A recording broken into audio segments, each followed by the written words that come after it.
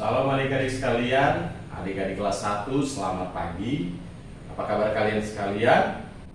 Mister berharap semoga kalian dalam keadaan sehat, dalam keadaan kuat, dalam keadaan sukacita dimanapun kalian berada pada saat ini.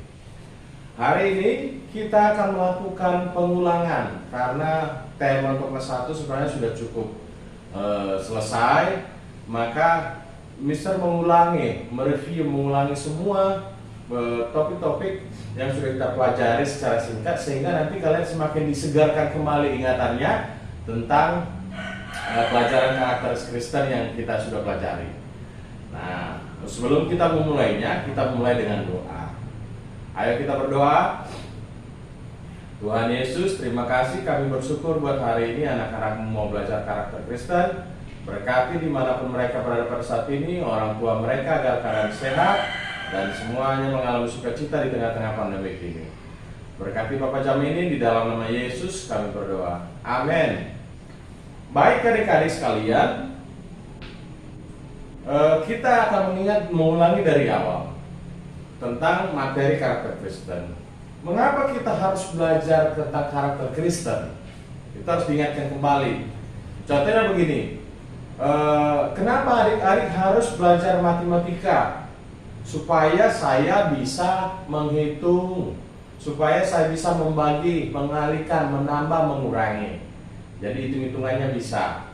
Kenapa saya harus belajar bahasa Inggris? Supaya kalau saya nanti ngomong sama bule, sama orang Inggris bisa. Maka dengan demikian adik-adik belajar karakter Kristen ada tujuannya. Nah, kemarin misalnya bilang beberapa waktu yang lalu, karakter adalah sifat atau watak atau perilaku. Bagaimana perilaku kalian, sifat kalian di rumah sehari-hari, dalam pertemanan atau di sekolah biasanya, itu yang disebut dengan karakter. Nah, karakter Kristen adalah bagaimana kita mempelajari sifat-sifat tentang sifat-sifat Kristus, sifat-sifat Kristus. Tujuan karakter Kristen adalah supaya sifat kita seperti sifat-sifat Tuhan Yesus.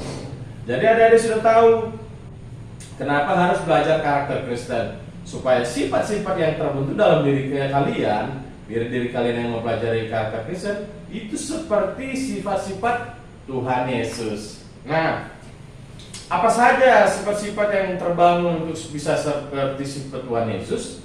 Yang pertama kemarin yang kita pelajari adalah tentang fokus atau perhatian penuh. Perhatian penuh contohnya begini. Mister melihat jari telunjuk Mister. Tapi di depan Mister itu ada tembok, ada genteng, ada kaca. Kalau Mister mau perhatian penuh, maka yang Mister lihat adalah betul-betul hanya telunjuk Mister ini aja. Mata Mister ke situ, pikiran Mister mengarah ke situ, tidak peduli yang lain. Itu yang disebut Mister fokus atau perhatian penuh hanya kepada telunjuk.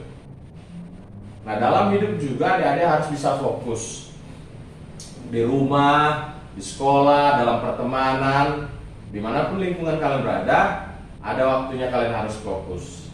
Nah, atau perhatian penuh. Bagaimana caranya supaya kalian bisa fokus? Yang pertama yaitu tatap mata. Tatap mata. Kalau berbicara dengan orang lain, kalau adik sedang berbicara, kita harus menatap matanya. Kenapa harus menatap matanya, Mister? Yang pertama adik-adik, kalau kalian tatap mata seseorang lagi berbicara, itu menunjukkan kalian sedang konsentrasi fokus apa yang dia bicarakan, sehingga kalian bisa mengerti, menangkap apa setiap kata-kata yang disampaikan, apa yang diperintahkan kepada kalian. Contohnya gini loh, misalnya disuruh mamanya kamu, belikan dulu garam 2000 ke warung sebelah, belikan dulu garam 2000, contohnya bilang begitu. Karena kamu nggak mau mendengarkan apa yang kata mama, dengan melihat apa kata mama, misalnya gitu, kamu hanya jalan aja gitu, nggak tahu kalau yang dibilang itu hanya 2000, kamu perginya kamu pikir 1000 gitu loh. Akhirnya nggak jadi, diulang-ulang lagi, bisa terulang-ulang. Nah, atau misalnya ketika orang tua ngomong sama kamu atau guru lah misalnya, jadi lagi diterangkan ini begini, materinya begini, kalau satu sama dengan dua begini caranya, tapi kamu nggak perhatikan. Giliran itu kamu dikasih contoh sama gurunya, misnya atau misternya satu, hei kamu, coba maju ke depan dulu, tolong kerjakan. Kamu nggak bisa mengerjakan. Kenapa?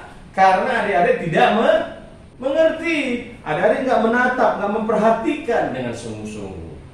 Ya, itu yang pertama. Yang kedua bertanya. Ini tujuannya. Kalau kamu belum mengerti, ketika kamu sudah tatap mata, sudah mendengarkan, berusaha untuk mengerti, adik-adik nggak mengerti juga.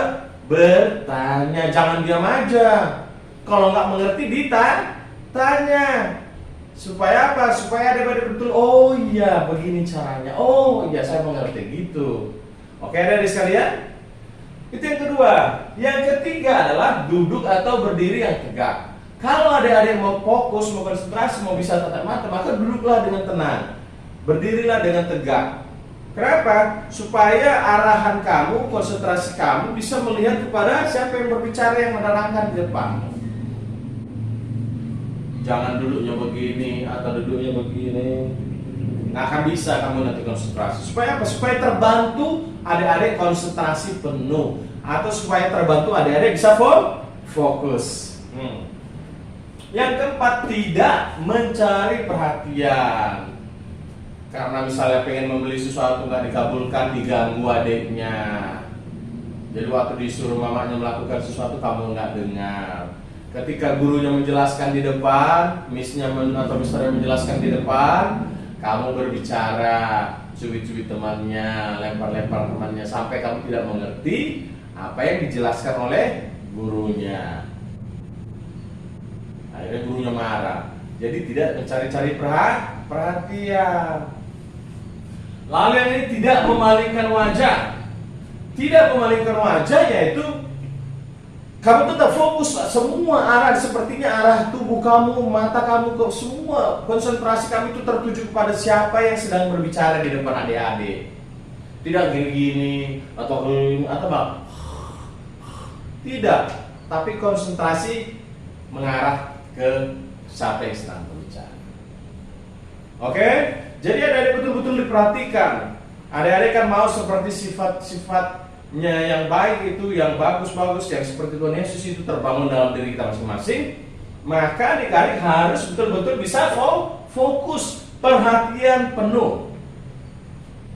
Jadi ada 5 tadi supaya bisa fokus: tatap mata, bertanya, duduk atau berdiri, tidak mencari perhatian, dan tidak memalingkan wajah. Sampai di sini dulu pengulangan materi kita. Kalian semoga tetap dalam keadaan sehat, orang tua kalian tetap dalam lindungan Tuhan, dan semoga saja kita secepatnya bisa kita saling mendoakan bertemu kembali dalam tatap muka dan corona ini dapat segera hilang. Oke, sampai di sini dulu perjumpaan kita. Sampai jumpa minggu depan. Dadah.